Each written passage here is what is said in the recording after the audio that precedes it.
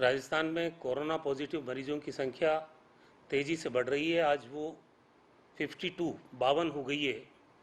और इसीलिए आज मुख्यमंत्री जी ने जो रेस्पिरेटरी और उससे रिलेटेड जो सीनियर मोस्ट लोग हैं, डॉक्टर्स राजस्थान में लगभग 7 लोग हैं, उन लोगों के साथ वीडियो कॉन्फ्रेंसिंग की, उनके सुझाव लिए। लोग हैं doctor Virendra Singh, doctor ML Gupta और doctor Ashok Agarwal, doctor SD Gupta, doctor Raja Babu Panwar और डॉक्टर सुधीर भंडारी। ये कोरोना वायरस के दौरान राज्य सरकार द्वारा एक एडवाइजरी कमेटी का गठन किया गया है, जिनमें ये सब लोग होंगे और ये समय समय पर जो भी इनकी रिसर्च है या जो इनके पास फीडबैक है, कोरोना से फाइट करने के लिए क्या रिक्वायरमेंट होगी, कितने हमें फैसिलिटीज़ को बढ़ाना है, क्या इक्विपमेंट्स परचेज करने हैं, जो नए नए रिएजेंट्स आ रहे हैं उनके बारे में जानकारी ये लोग बराबर हमको देते रहेंगे। तो आज सबसे बड़ी बात ये रही, कंक्लूज़न ये रहा कि राजस्थान की जो पॉपुलेशन है उसको देखते हुए प्रति 10,000 पे 2 ICU के बेड और 2 वेंटिलेटर, इनकी आवश्यकताओं को आज इन विशेषज्ञ चिकित्सकों के साथ कंसल्टेशन के बाद हम लोग इवेल्यूएट कर पाए और उसके मुताबिक राजस्थान में करीब 14,000 बेड ICU के लिए ज़रूरत पड़ेगी और 10,000 वेंटिलेटर्स की ज़रूरत पड़ेगी। उसके लिए मुख्यमंत्री जी ने निर्देश दिए हैं हमारे ACS मेडिकल हेल्थ और सेक्रेटरी मेडिकल एजुकेशन को, इनके प्रोक्योरमेंट की कार्रवाई विदाउट टेंडर भी शुरू कर सकते हैं अभी, और इनिशियल स्टेज पे जितने अवेलेबल हों उनका प्रोक्योरमेंट सुनिश्चित किया जाए। एक और बात थी कि एक वेंटिलेटर से 3-4 मरीजों को हम ठीक कर सकते हैं, उस डिवाइस पे भी काम करने के लिए कहा गया है और NBC से उसकी बात चल रही है। उसका प्रायोगिक तौर पर परीक्षण किया जाएगा और उसके बाद में अगर ये उचित समझा जाएगा कि एक वेंटिलेटर से 3-4 मरीजों को हम कैटर कर सकते हैं उनकी नीड को, तो वो भी एक प्रायोगिक तौर पर देखा जाएगा। उसके अलावा शाम को आज जिला कलेक्टर्स की, हमारे CMHOs की और PMC जो प्राचार्य हैं अलग अलग मेडिकल कॉलेजेस के, उनके साथ, और जो वहाँ PMO हैं, इसके अलावा माइक्रोबायोलॉजी की जो हेड ऑफ डिपार्टमेंट है, इसके अलावा जो सुपरिटेंडेंट है अलग अलग अस्पतालों के, उनके साथ आज 5 बजे वीडियो कॉन्फ्रेंसिंग होगी ताकि राज्य की क्या स्थिति है, उसके बारे में क्या डायरेक्शन हमको देने हैं। सबसे बड़ी बात जो आज के इंटरेक्शन से आई है सामने कि इसकी संभावना, कोरोना की संभावना सबसे ज़्यादा 60 की उम्र से ज़्यादा लोगों के बीच में होने की संभावना है। वर्ल्ड ओवर ये फैक्ट सामने आया है। तो हमारे जितने बुजुर्ग हैं उनको हम घर में ही अलग आइसोलेशन में रखें। उनके लिए अगर मान लो जो होमलेस लोग हैं और बुजुर्ग हैं उनको आइसोलेशन में जहाँ भी नियर बाई है वहाँ रखें। बच्चों को भी कहा जाए कि वो अभी दादा दादी, नानी, नाना, इनसे डिस्टेंसिंग रखें, क्योंकि सबसे ज़्यादा थ्रेट 60 साल के ऊपर के जो एल्डरली लोग हैं उनको है।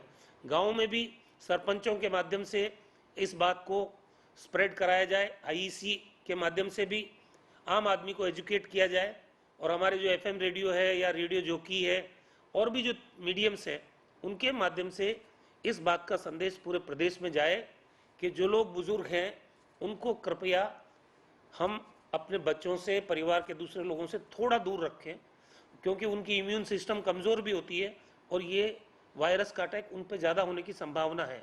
तो ये सावधानी के तौर पे किया जा रहा है, कोई बुजुर्गों को दूर रखने की बात नहीं है।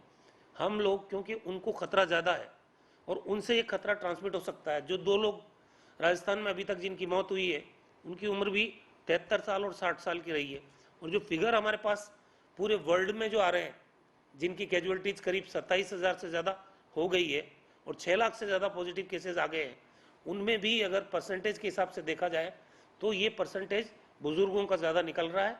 इसीलिए हमने सावधानी के बतौर सभी लोगों को अपील करने का ये निश्चय किया कि भाई ये सोशल डिस्टेंसिंग में बुजुर्ग लोगों से दूरी घर में भी कैसे बना के रख सकते हैं उस पर जोर दिया जाना चाहिए। तो अमेरिका की जो हमारी FDA है उन्होंने उसको अप्रूव किया है, तो इसमें जल्दी टेस्ट हो जाता है 2-3 घंटे में ही। जो अभी नॉर्मल टेस्ट है उसमें 7-8 घंटे लगते हैं। तो हमारी जो टेस्टिंग फैसिलिटी है, SMS में भी 1300 से 1500 लोगों की टेस्टिंग की फैसिलिटीज़ है, 3 माइक्रोबायोलॉजी की टीमें वहाँ लगी हुई है। वर्तमान में 300 से 400 टेस्ट हो रहे हैं। इसके अलावा महात्मा गांधी जहाँ पे 500 लोगों की टेस्टिंग की फैसिलिटी है, और उन्होंने बताया हमको कि इसको हम 1000 तक कर सकते हैं, लेकिन ICMR ने इसको अभी अप्रूव नहीं किया है। उसके लिए हमने अप्रोच किया है हमारे विभाग के अधिकारियों ने भी कि ICMR इसकी अनुमति दे दे तो अकेले जयपुर में 2000 से ज़्यादा लोगों की टेस्टिंग फैसिलिटी हम डेवलप कर सकते हैं। पूरे राजस्थान में 2-2.5 हज़ार टेस्टिंग की फैसिलिटी अभी हमारे पास है, जिसको आने वाले समय में बढ़ाने के बारे में भी मुख्यमंत्री जी ने निर्देश दिए हैं। और ये जो अर्ली डायग्नोस करने के लिए जो रैपिड टेस्ट की फैसिलिटी है, उसके प्रिक्योरमेंट के भी उन्होंने निर्देश दिए हैं। इसके अलावा वेंटिलेटर्स पर्याप्त मात्रा में लेने के मुख्यमंत्री जी ने निर्देश दिए हैं और उसके प्रिक्योरमेंट की कार्रवाई शुरू हो गई है। आने वाले टाइम में जहाँ चाहे भीलवाड़ा है, जहाँ पे भीलवाड़ा में लोगों की आवाजाही को रोकने के लिए निर्देश दिए गए कि वहाँ के लोग न बाहर जाएं, न वहाँ बाहर से लोग अंदर आएँ। फ्लैग मार्च भी करना पड़े आर्मी को तो वहाँ भी करे। जयपुर में रामगंज बाजार में 2 केसेस पॉजिटिव आए हैं, वहाँ भी फ्लैग मार्च हो, और जोधपुर में भी फ्लैग मार्च हो, झुंझुनू में भी हो सकता है। तो जिन जगह पे ये ज़्यादा इंटेंसिफाइड है कोरोना पॉजिटिव के मरीज, वहाँ पे आर्मी या पुलिस दोनों फ्लैग मार्च कर सकती है। कुल मिला के राजस्थान में डेली बेसिस पे जो मुख्यमंत्री जी मॉनिटर कर रहे हैं, उसके परिणाम स्वरूप हम नियंत्रित कर पा रहे हैं अभी तक। लेकिन जो डॉक्टर्स ने आशंका बताई है कि इसका जून तक और नवंबर दिसंबर तक भी इसका प्रकोप जारी रह सकता है, ऐसी संभावनाएं बताई जा रही है। उसकी भी तैयारी हमको फ्यूचर एक्शन प्लान के रूप में करनी है और वो हम कर रहे हैं। शहर के बीचों बीच बसा सिद्धि विनायक हॉस्पिटल।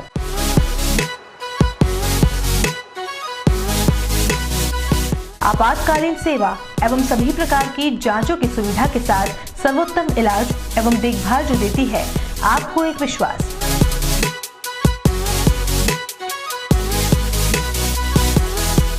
सभी प्रकार के ऑपरेशन, अत्याधुनिक मशीन से लैस ICU की सुविधा उपलब्ध।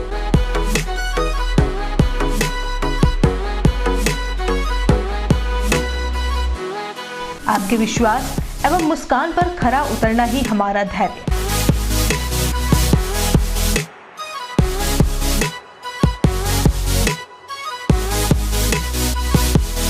सिद्धि Vinayak hospital, main road, sector 3, Hiran मगरी, उदयपुर।